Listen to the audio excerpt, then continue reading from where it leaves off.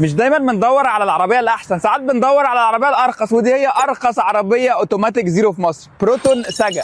تعرف ان ساجا لو شلت الجي وحطيت اف هتبقى صفا؟ ابوس ايدك ما تعملش سكيب وكمل الفيديو بالله عليك. بتيجي بموتور 1300 سي سي ان ايه، بيطلع 95 حصان و120 تورك. اظن انا لو خسيت وشديت حيلي شويه ممكن اطلع منها، ولكن الميزه ان هي بتيجي بفتيس اوتوماتيك عادي جدا، ما فيهوش اي افتكاسات، 4 سرعات، وده اللي مطلوب في الفئه دي بصراحه. بتيجي بانوار هالوجين بس الدي لايت ال اي دي، اشارات في المرايات بس مش ضم كهرباء، فيها سنسورز ورا وكاميرا خلفيه، وده شيء كويس بصراحه. من جوه مفيش حاجه تذكر قوي بصراحه. الدركسيون مالتي فانكشن، في شاشه قشطه يعني. والعربيه فيها سبورت مود، ممكن ربنا ينفخ في صورتها وتجري ولا حاجه، والمساحات ورا يا دوبك. بس والله في كام حاجه روشه، زي انه مثلا عامل لك سبويلر خلفي، والازاز اللي ورا متفايم. انا عندي في المشطشطه مفيش ازاز خلفي متفايم. بص هو برجوله مش متفايم قوي يعني، بس كده كده اغمق من ده. فمن غير ما اطول عليك، قول طولي بالتفاصيل بعيدا عن الهزار. فالعربيه دي بتخاطب فئه معينه، انت لو ده البادجت بتاعك فدي عربيه سيدان اوتوماتيك، فيها كاميرا، فيها سنسورز، فيها بجد تؤدي الغرض لو ده البادجت بتاعك. ولو عايز العربيه دي فهتلاقيها في اكستريم اوتو.